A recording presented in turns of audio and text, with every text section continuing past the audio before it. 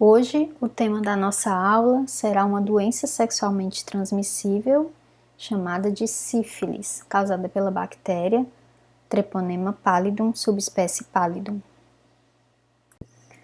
A sífilis é uma doença infecto-contagiosa transmitida pela via sexual e verticalmente durante a gestação. É causada pela bactéria Treponema pallidum, subespécie pallidum. Essa bactéria é uma espiroqueta que pertence ao gênero Treponema, da família Treponemataceae, que inclui ainda outros dois gêneros, Leptospira e a Borrelia.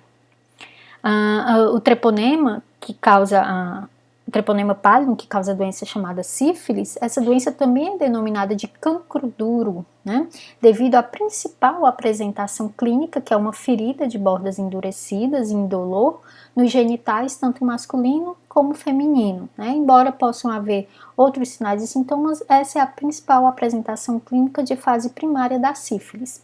Então, é uma doença extremamente importante, é frequente e está em ascensão por diversos fatores, que nós veremos mais adiante, e é uma doença cosmopolita, estando distribuída mundialmente. Então, aqui na figura ao lado, nós podemos observar a morfologia do Treponema pallidum, uma bactéria em forma de espiral, que possui um filamento axial que une a bactéria de uma ponta a outra, fazendo com que ela tenha um movimento tipo de saca-rolhas, o que facilita muito a sua penetração em mucosas, principalmente na mucosa sexual, na mucosa oral, durante ali as relações sexuais, que é a principal forma de contágio.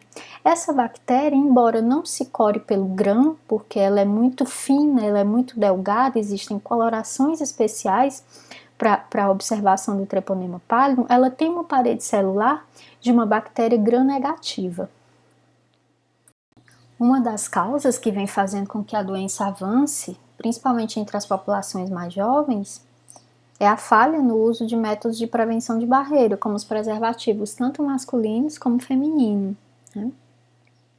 Uma outra causa seria a falta de realização ou a falta de acesso de gestantes a testes realizados durante o período do pré-natal, que podem prevenir na criança, o aparecimento da sífilis congênita, que é uma manifestação importante, que cursa com sinais de extrema gravidade, podendo levar tanto à interrupção da gravidez como ao óbito do concepto. Um outro fator também importante que foi observado nos últimos anos, que é importantíssimo para o tratamento tanto da sífilis como outras doenças infecto-contagiosas, que é a falta da penicilina G-benzatina no mercado.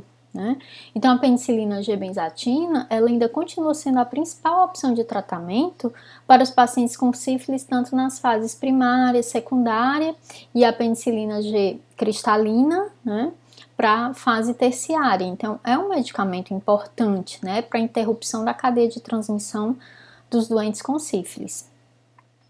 E ainda também um outro fator que é observado é a falta realmente de políticas públicas de prevenção mais incisivas, para as populações realmente saberem a importância da doença, não só no início, mas como as consequências da doença não tratada, e as sequelas que podem advir, de uma sífilis não tratada depois de muitos anos após o contágio inicial. Bem, de acordo com dados da Organização Mundial de Saúde da sífilis para adultos, isso sem considerar os casos de sífilis congênita, são cerca de 30 milhões de casos novos por ano no mundo, sendo que desses casos 8 milhões estão na América Latina e cerca de 3 milhões e meio a 4 milhões de casos novos por ano de sífilis no Brasil. Então, é um número bastante expressivo.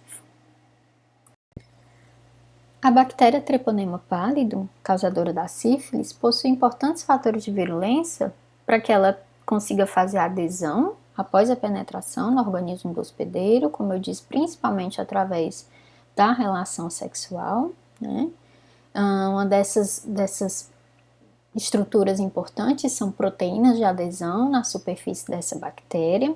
Então, elas vão se aderir a moléculas de fibronectina presentes no tecido conjuntivo do hospedeiro. Uma outra substância que essa bactéria produz, né, que é chamada de mucopolissacaridase, né? Essa substância ela vai dissolver mucopolissacarídeos que estão presentes, né, no tecido conjuntivo do hospedeiro, que vão unir células endoteliais do hospedeiro. Dessa forma, a mucopolissacaridase produzida pela bactéria facilita a penetração e disseminação desse treponema pelo organismo do hospedeiro, fazendo assim com que ocorra a disseminação da doença para o organismo como um todo. Como fator de virulência, essa bactéria também é envolta por uma cápsula, né? Essa cápsula é composta por substâncias como o ácido hialurônico e o sulfato de condroitina, que são substâncias que são naturalmente presentes no tecido do hospedeiro que essa bactéria pode contaminar. Então, esses materiais, eles são materiais antifagocitários que suscitam uma resposta imunológica muito fraca do hospedeiro. Um outro fator é que durante todo o curso da doença, né, causada pelo treponema pallidum, não ocorre a produção de toxinas bacterianas, né, de exotoxinas, como nós chamamos. Todos os sinais e sintomas observados nos pacientes são decorrentes da própria multiplicação bacteriana e, principalmente, nos casos avançados, da resposta imune do indivíduo. No caso, a sífilis, ela é uma doença que ela produz uma resposta imune humoral, né, a resposta imune sob a forma de anticorpos, que nós vamos ver mais à frente, anticorpos específicos e anticorpos não específicos, que são extremamente importantes para o diagnóstico.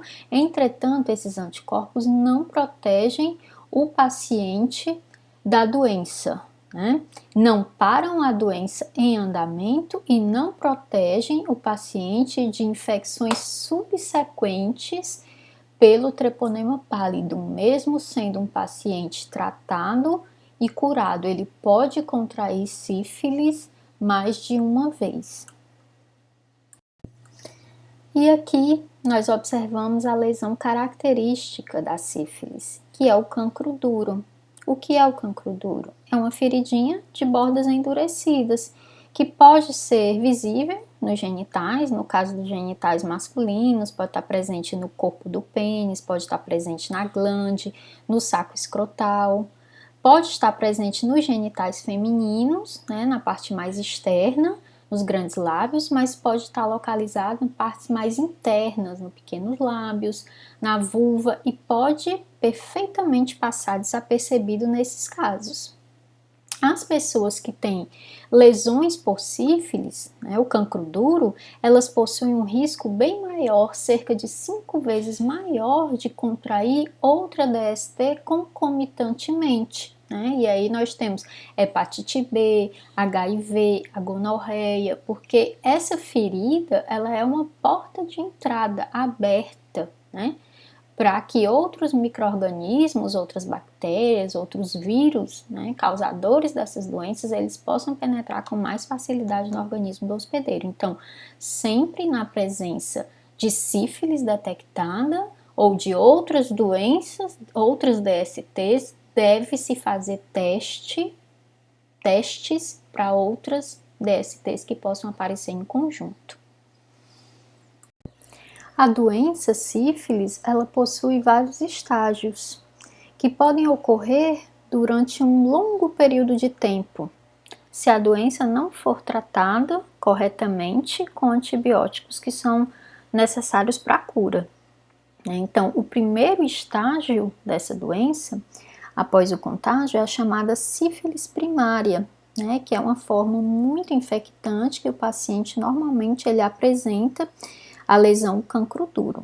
Então, se a lesão não for tratada, algumas semanas após essa lesão, o espiroqueta ele vai se disseminar por todo o organismo do paciente e o paciente entra na chamada fase secundária. Nessa fase, o paciente também ele é muito infectante, né?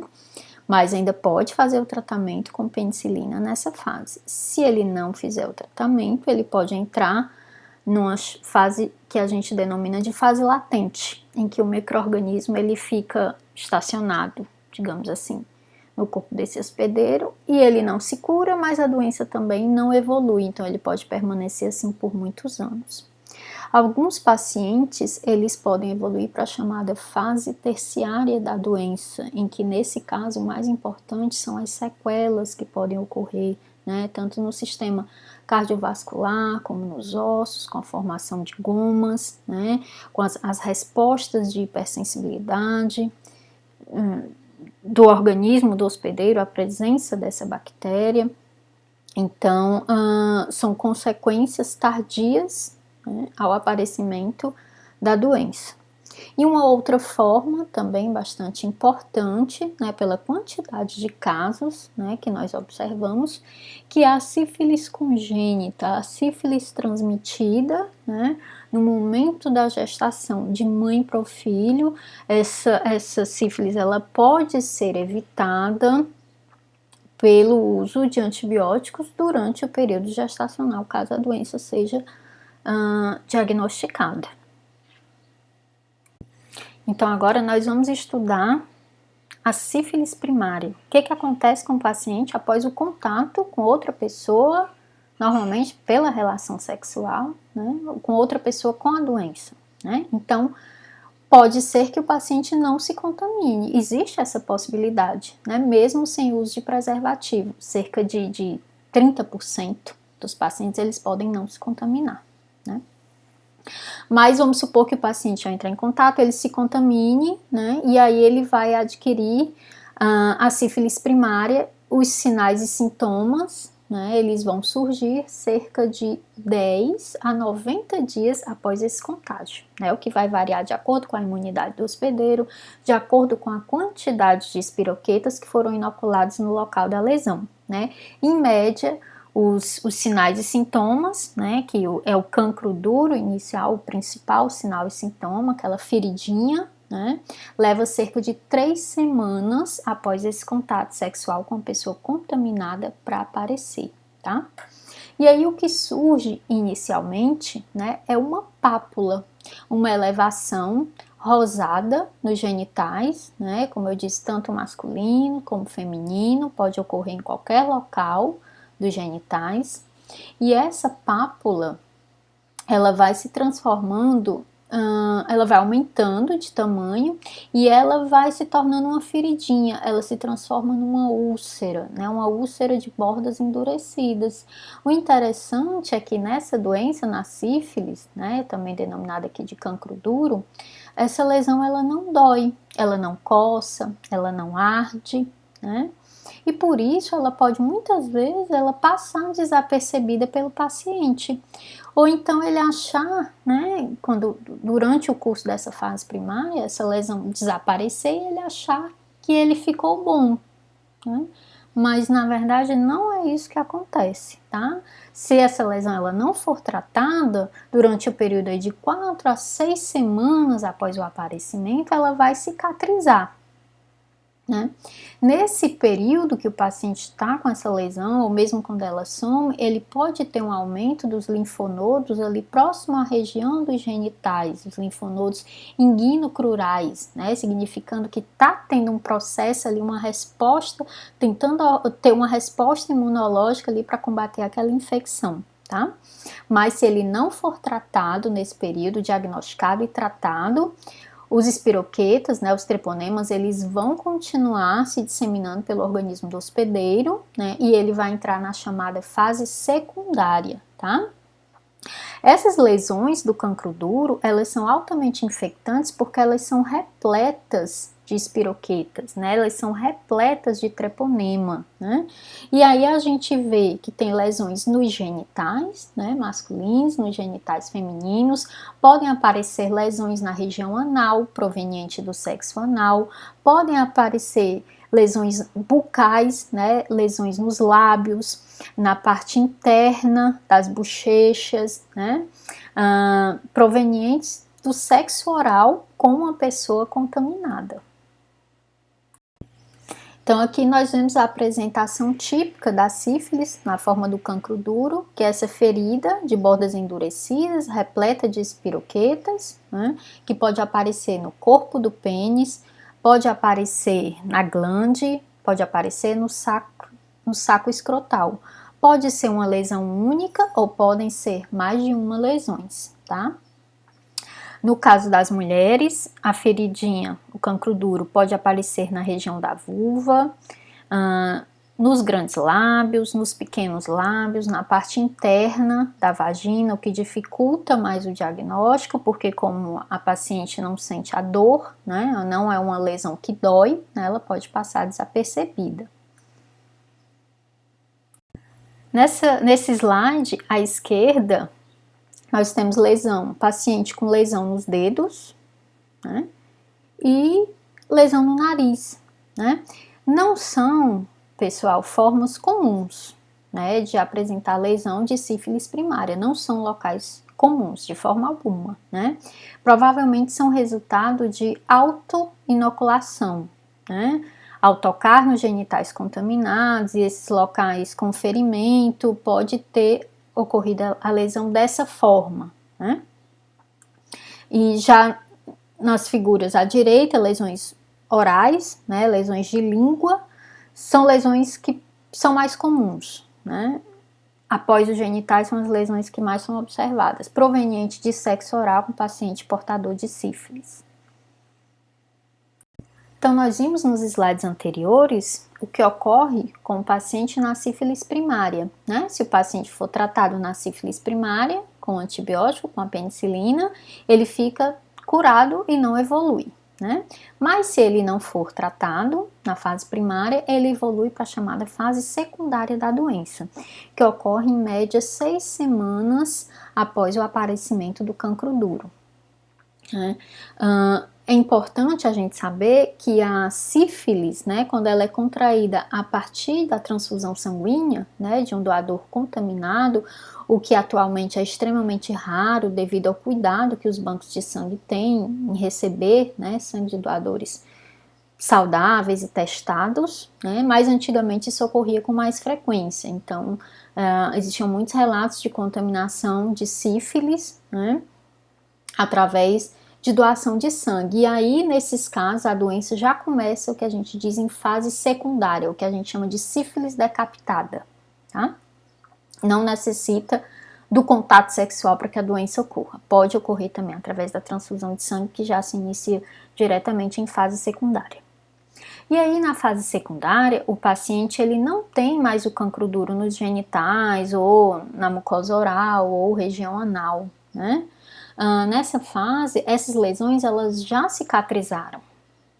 E aí o paciente apresenta lesões que não são específicas, mas uma lesão que costuma aparecer com bastante frequência, né, um sinal que é importante para essa fase, é o chamado exantema cutâneo, né?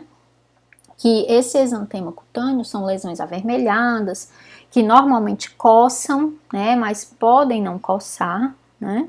Esse exantema, ele aparece em regiões como o tronco do paciente, né, os membros, né, e principalmente o que é importante para o diagnóstico diferencial com outras doenças que também podem cursar com exantema, que são manchas avermelhadas, né, esse exantema ele pode aparecer também na palma das mãos e na planta dos pés, né, o que ajuda a diferenciar de outras doenças exantemáticas, até mesmo virais, né, como o sarampo, a rubéola e a catapora. Tá? Então, cerca de 88 a 100% dos pacientes com sífilis secundária vão apresentar esse quadro de exantema cutâneo. Tá? Um outro sinal clínico também importante nessa fase é o aparecimento do condiloma lata, né? E aqui nós podemos ver a foto, né, dessa apresentação clínica nos genitais femininos, né, na região aqui da entrada da vulva, né. Então, o condiloma lata são placas esbranquiçadas, né, repletas de espiroqueta. Então, nessa fase, o paciente também continua sendo bastante infectante, tá? Isso é importantíssimo saber, né, para fazer o diagnóstico e quebrar a continuidade dessa cadeia de transmissão para outros pacientes. Então, apesar do paciente ele apresentar sinais clínicos como o exantema cutâneo, que são essas manchas avermelhadas, né, no corpo desse paciente, e ainda poder apresentar aquelas placas esbranquiçadas, que são condiloma lata, os outros sinais clínicos e sintomas que o paciente apresenta nessa fase, ele não são sinais e sintomas específicos de sífilis, né? Várias outras doenças podem ter esses mesmos sinais e sintomas, o que faz com que seja uma fase de difícil diagnóstico médico, né? Até porque muitas vezes o paciente não lembra que teve lesão nos genitais, ele pode realmente não ter percebido que teve algum quadro inicial de lesão que poderia ajudar, né, no diagnóstico, na anamnese feita pelo médico. Então, pode aparecer uma febre baixa, uma cefaleia, né, que é uma dor de cabeça, um mal-estar, um prurido pelo corpo, resultante, né, principalmente aí do exantema cutâneo. O paciente ele pode ter recusa em se alimentar, ou comer muito pouco, né, o que a gente chama um quadro de anorexia ou hiporexia, se alimentar pouco, perder a fome, perder o apetite. Ele pode ter dores musculares pelo corpo, ficar com o corpo dolorido, que são as mialgias, né?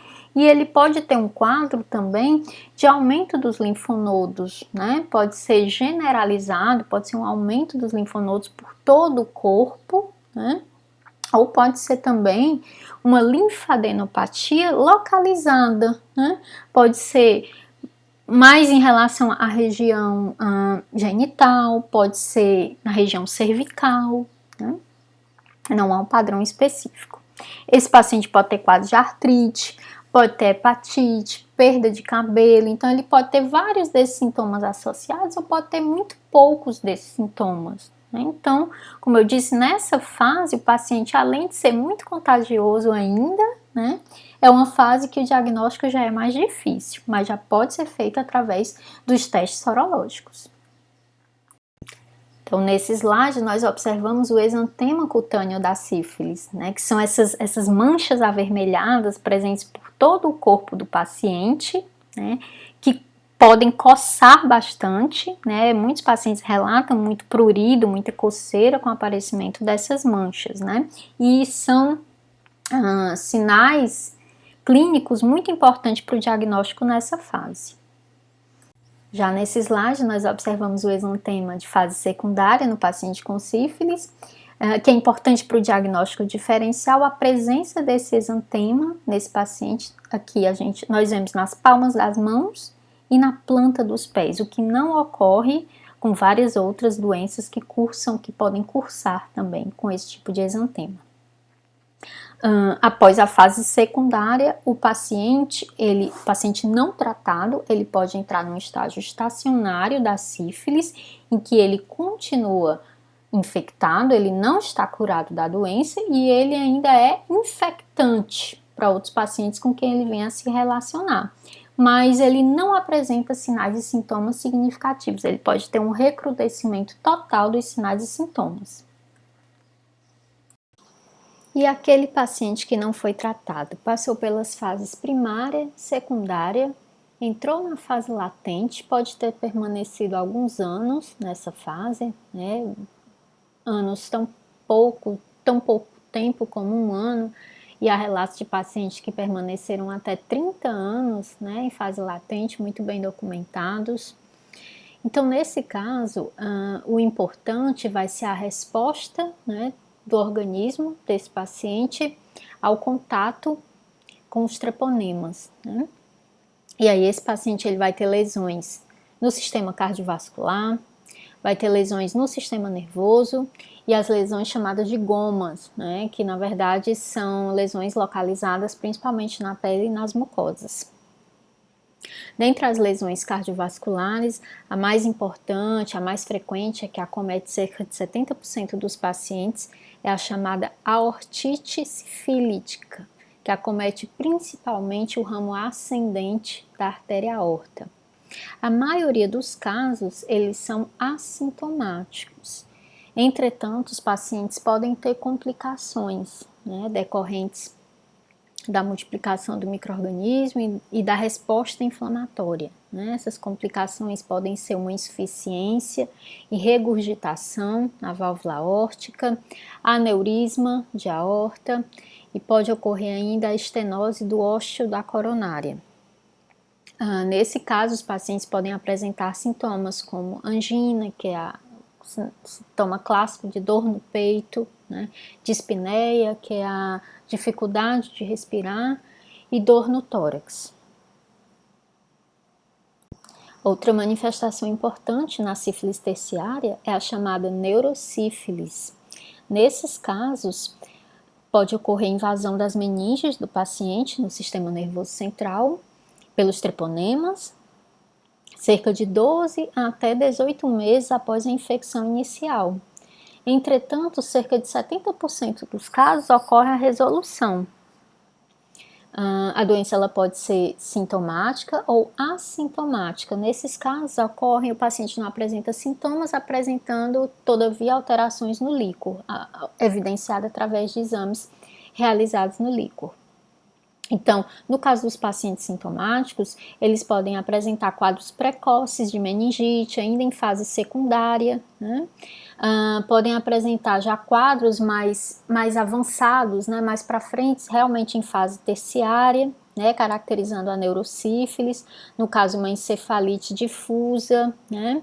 No caso a neurosífilis parenquimatosa, que cursa com alterações psíquicas, quadros de demência, anormalidades pupilares, dificuldade de equilíbrio, alterações cognitivas, dor, parestesias, até mesmo a ocorrência de AVC, acidente vascular cerebral.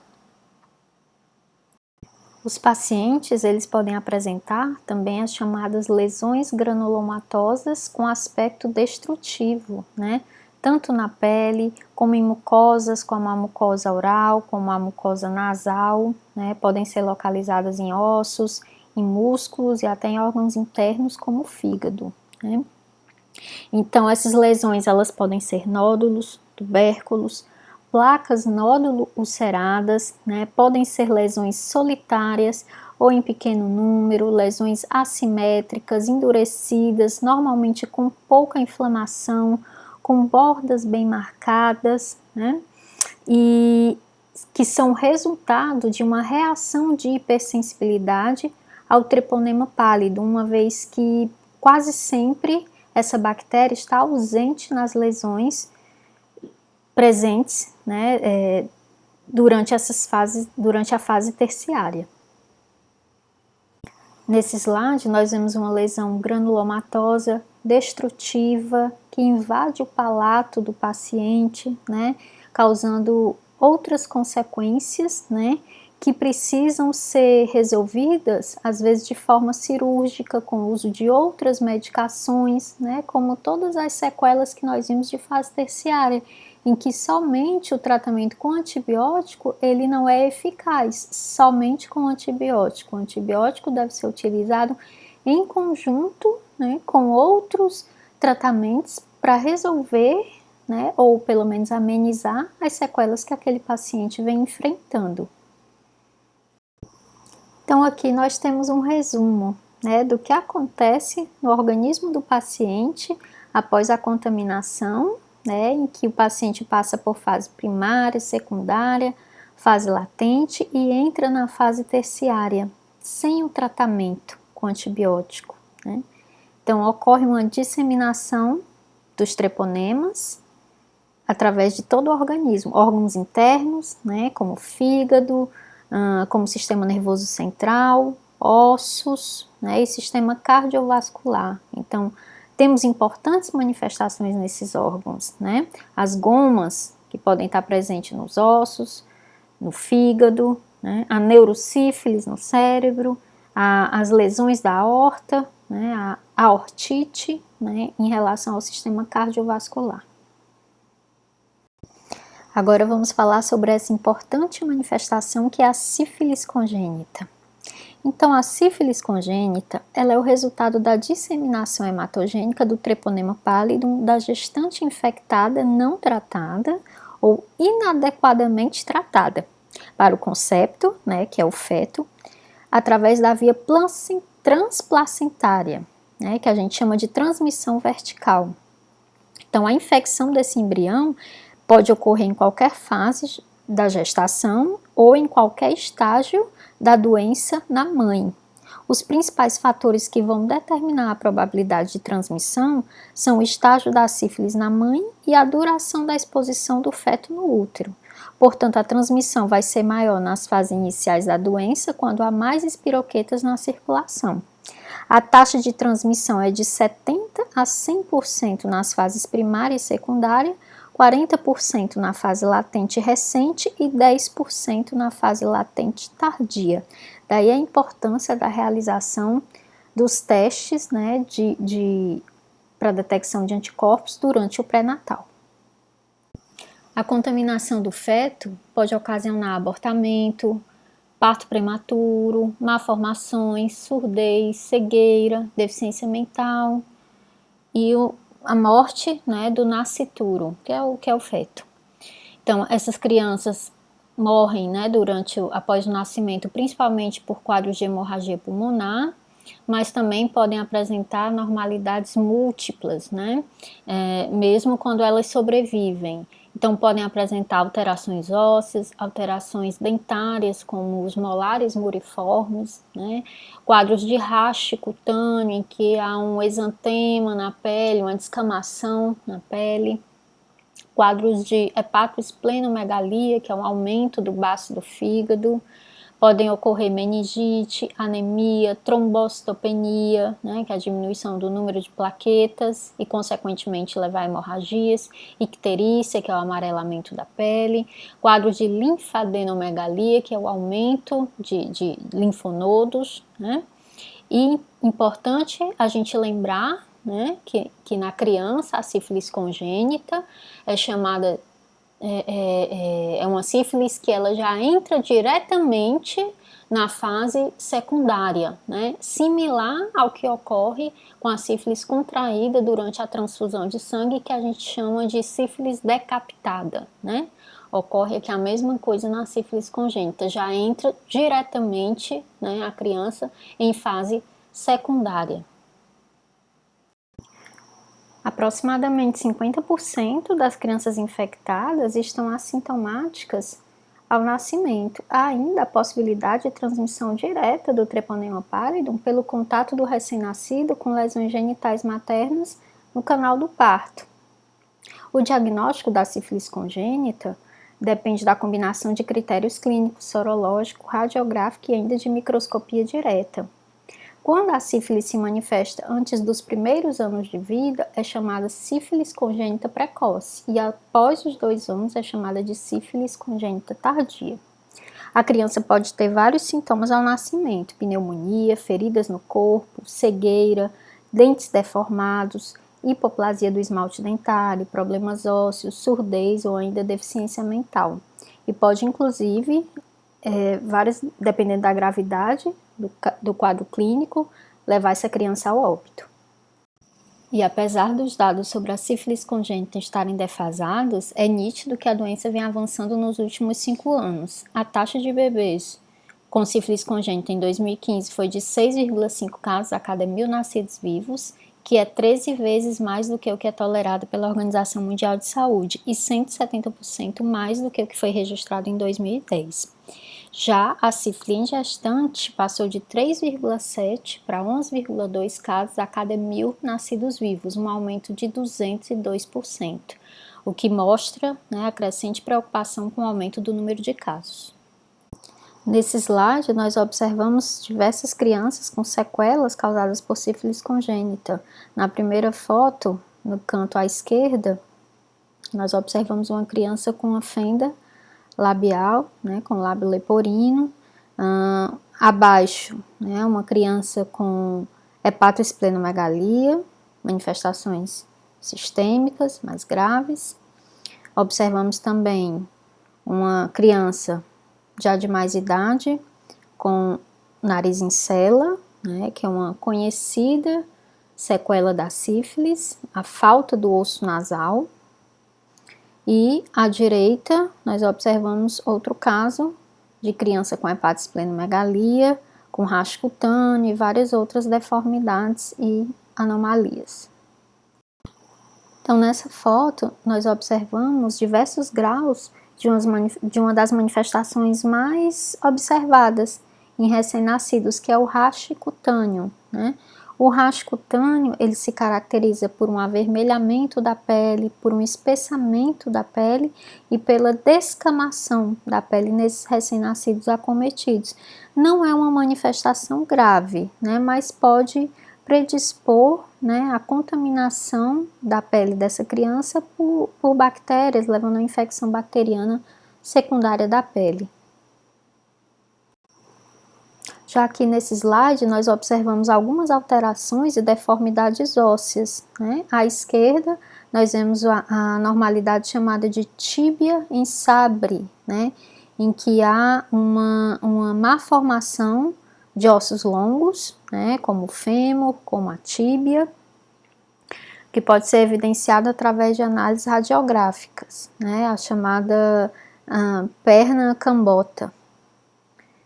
E à direita nós observamos outra alteração que é bastante observada, que são os molares muriformes, que ocorrem a fenda, né, dos dentes incisivos centrais, tanto superiores como inferiores. O diagnóstico laboratorial da sífilis e a escolha dos exames laboratoriais mais adequados deverão considerar a fase evolutiva da doença. Por exemplo, na sífilis primária, o diagnóstico deverá ser inicialmente clínico e posteriormente o que nós chamamos de diagnóstico direto através da detecção do micro-organismo pelo raspado do cancro duro, né? E posteriormente feita a microscopia de campo escuro a fim de se observar diretamente a bactéria a partir desse material, né? Nessa fase, ainda não podem ser detectados anticorpos específicos e anticorpos não específicos, tá? Esse material obtido do cancro, né, da ferida do paciente, ele só deve ser utilizado para pesquisa direta desse material, uma vez que o treponema pálido é uma bactéria que não pode ser cultivada, que não cresce, né, mesmo que ela seja cultivada em meios bacteriológicos usuais ou até mesmo em culturas de células. Então, a partir de agora, vamos falar um pouquinho sobre os testes sorológicos, que são o principal método de diagnóstico da sífilis, né? O treponema pálido no organismo humano promove o desenvolvimento de dois tipos de anticorpos. Primeiro, as chamadas reaginas, que são anticorpos inespecíficos IgM e IgG contra a cardiolipina, né? Daí deu origem ao teste chamado VDRL, né? Que é um teste que nós dizemos que é não treponêmico, um teste inespecífico. E também tem os testes que detectam anticorpos específicos contra o treponema pallidum, que originaram os chamados testes treponêmicos, né? Os testes não treponêmicos, como o VDRL, eles são úteis para triagem em grupos populacionais e monitorização do tratamento, porque eles detectam, né, a quantidade de anticorpos não específicos que o paciente produz em relação à presença do micro-organismo. Já os testes não treponêmicos, eles são utilizados para confirmação do diagnóstico, aqueles pacientes que já deram positivo para um teste não treponêmico. E aqui, então, nesse slide, nós observamos um modelo de teste, né, que é um chamado teste rápido. Na verdade, é um tipo de teste também de triagem, é um teste imunocromatográfico, é um teste específico, então é um teste treponêmico, detecta anticorpos específicos para o treponema pallidum.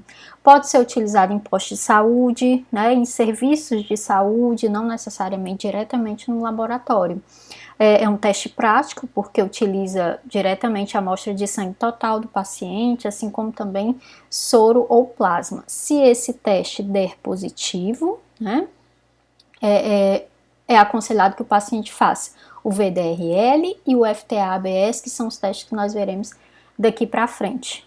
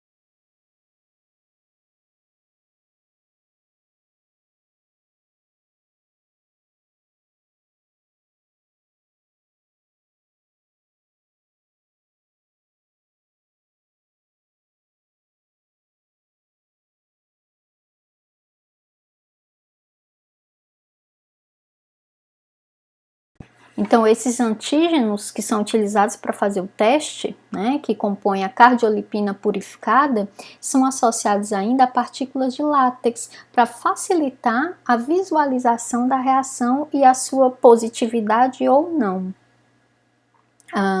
O teste do VDRL, ele é o único teste confiável, né, é o único teste não treponêmico que é utilizado para o diagnóstico da neurosífilis. E o VDRL, ele deve ser feito diretamente no líquor do paciente. Então, agora nós vamos falar mais sobre os testes sorológicos denominados de treponêmicos, né, que utilizam antígenos específicos do treponema pallidum, a fim de se detectar anticorpos específicos contra esse micro-organismo no hospedeiro. Então, esses testes utilizam o treponema pallidum como antígeno e são utilizados para confirmar a reatividade de testes não treponêmicos realizados anteriormente, como o VDRL, né? E no caso em que os testes não treponêmicos têm pouca sensibilidade, como na sífilis tardia. Então, eles vão se positivar um pouco mais cedo que os testes não treponêmicos. Em cerca de 85% das pessoas tratadas com sucesso, os resultados permanecem reativos por anos ou até mesmo por toda a vida, né? Então, fica sempre o que a gente chama de cicatriz sorológica, né? Por mais que o paciente ele faça tratamento, né? Sempre e fique curado, sempre o FTA-ABS, né, esse teste sorológico treponêmico específico, sempre vai ser positivo para esse paciente, tá? Então, nós observamos aqui nesse slide uma lâmina, né, como se fosse uma lâmina de microscopia, em que há a presença do antígeno do treponema pallidum, e aí é depositado o soro do paciente suspeito, né? Se houver anticorpos contra o treponema pallidum, eles vão se ligar a esses epítopos específicos, né, de ligação, antígeno-anticorpo, né? E essa reação de ligação, ela vai ser feita uma outra ligação de um anti-anticorpo ligado a um corante fluorescente. Então, essa reação, ela deve ser observada em um microscópio de fluorescência. Não é um teste tão caro, né, mas é um teste que necessita desse aparato, né, que é o corante, que é um pouco mais caro, a fluoresceína, e o próprio microscópio de fluorescência. Então, em comparação com o VDRL, é um teste um pouco mais oneroso, um pouco mais dispendioso. Então, diante do que foi observado, do que foi estudado, vocês me perguntam, então, professora, qual teste eu devo utilizar, né? Eu vou utilizar um teste não treponêmico? Eu vou utilizar um teste treponêmico? Eu vou utilizar um teste rápido? Aí a resposta, como eu disse, vai variar do estágio, né, que aquele paciente possa estar, na avaliação da suspeita clínica, na anamnese, se ele possa estar no estágio primário, secundário, terciário, né? E a interpretação, ela vai se dar de forma conjunta nesse teste sorológico entre o VDRL e o FTA-ABS, tá? Se o paciente for positivo no VDRL e no FTA-ABS, o diagnóstico está confirmado, né? É sífilis. Se o VDRL for positivo e o FTA-ABS for negativo, indica outra doença que não a sífilis. Ora, nós vimos que as reaginas, né, que são anticorpos não específicos, podem estar aumentados em outras situações, né, como nós vimos gravidez, algumas doenças autoimunes como lúpus, né, neoplasias, tuberculose, né. Então, existem outras condições que podem ocasionar esse aumento desses anticorpos. Se o VDRL for negativo e o FTA-ABS positivo, indica que o paciente está numa fase bem inicial, né? Porque os anticorpos específicos, eles surgem um pouco mais cedo do que os anticorpos não específicos, que são as reaginas, ou pode indicar ainda que aquele paciente já teve sífilis e se curou, né? Pode ser uma cicatriz sorológica, né? Porque nós vimos que o VDRL, conforme o paciente responde ao tratamento, ele vai diminuindo até baixar, até praticamente desaparecer. E o FTA-ABS não, o paciente mantém esse indicador, esse marcador sorológico positivo por toda a vida. Já, se o VDRL for negativo e o FTA-ABS negativo, aí o diagnóstico de sífilis está descartado ou fez o teste sorológico muito cedo, tá? Se ainda persistir a suspeita, é recomendado que se aguarde mais um pouco, né? E aí sejam repetidos os exames. Como é possível adquirir sífilis, se infectar com treponema pallidum? Primeira e mais importante forma de contágio é a relação sexual, né? Relação sexual vaginal, anal, sexo oral, né? Pode ocorrer também a contaminação através da transfusão sanguínea, o que é extremamente incomum, diria até mesmo raro hoje em dia, devido ao controle dos bancos de sangue. Outra forma extremamente importante, que é a transmissão através da via transplacentária, a sífilis congênita. E uma outra forma de contágio seria uma autoinoculação, né? A partir do contato de mucosas lesionadas, possivelmente lesionadas, com o cancro infeccioso. E o tratamento, né? Quais são as formas de tratamento, qual a forma de tratamento eficaz para tratar a sífilis? Ora, o mercúrio, o arsênico, o bismuto e os iodetos foram inicialmente utilizados na tentativa de tratar a sífilis, mas mostraram uma baixa eficácia, toxicidade e também dificuldades operacionais. Também mostraram pouca eficácia tratamentos que, inspirados na pouca resistência do treponema pallidum ao calor, preconizavam um aumento da temperatura corporal por meios físicos, como banhos quentes de vapor, ainda inoculação de plasmódios na circulação, um tratamento que era chamado de malarioterapia.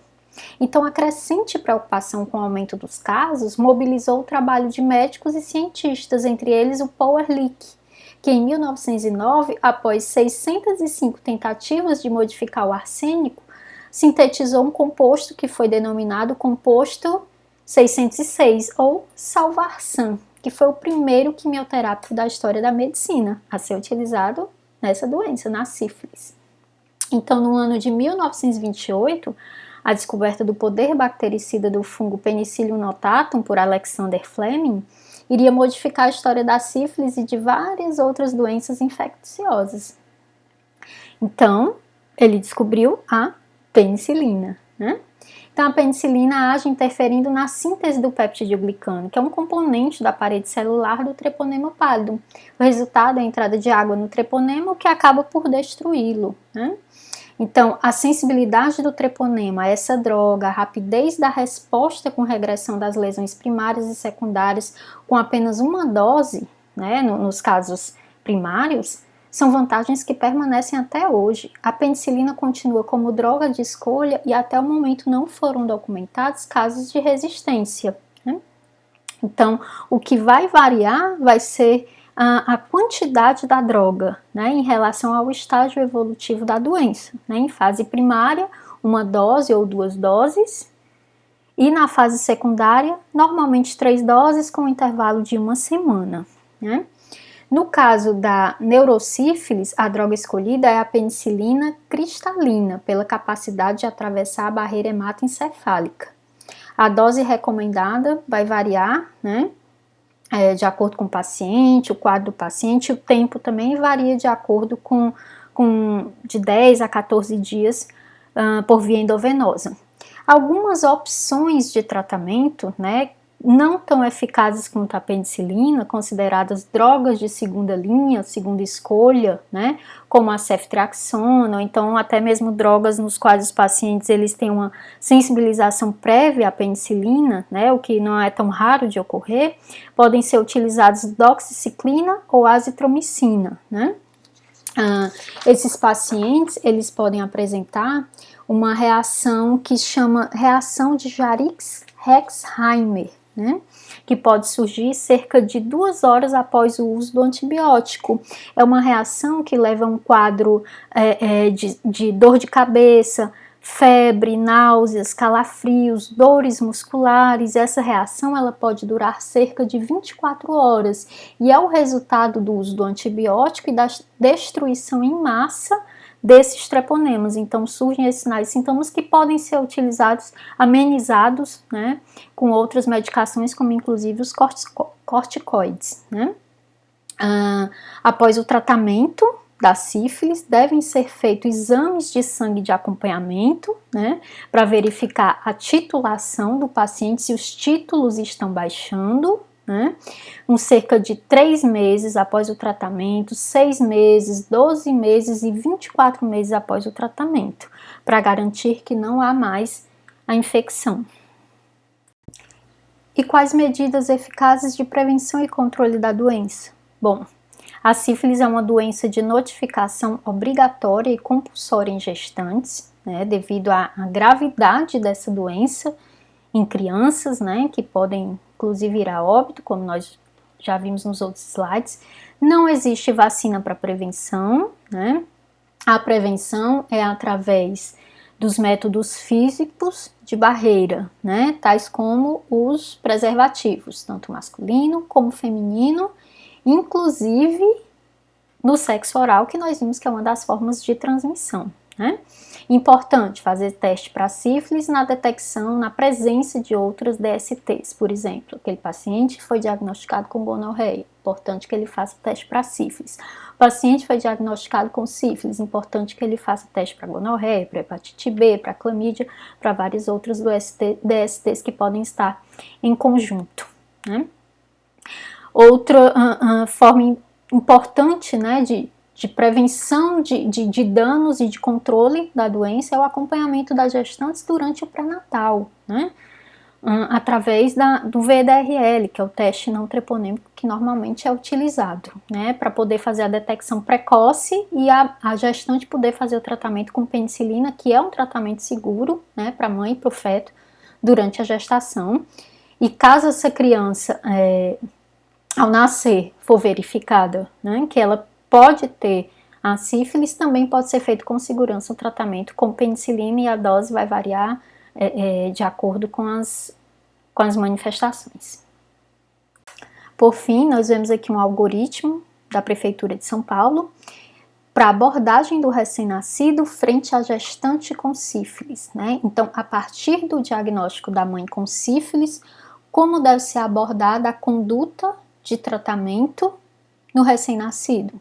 Então, nós temos inicialmente 2 situações. Primeiro, uma mãe não tratada ou inadequadamente tratada e uma mãe adequadamente tratada, né, durante a gestação. Então, de acordo com a presença de sintomas no recém-nascido, deve ser feito testes, né, testes no líquor, exames de raio-x, VDRL, né? E a partir do resultado desses exames vai se optar ou não pelo tratamento com penicilina nesse recém-nascido. Nós observamos que, de forma geral, a grande maioria aqui do final, né, desse algoritmo, desse fluxograma, leva a que seja tratado essa criança, né, devido à baixa toxicidade da penicilina, que está mais relacionado mesmo às reações anafiláticas, né, e a possibilidade de prevenção de danos muito maiores, né, causados pela sífilis. Então, invariavelmente, né, o esquema leva, na grande maioria dos casos, ao tratamento do recém-nascido com a penicilina, também por um excesso de cuidado, um excesso de precaução.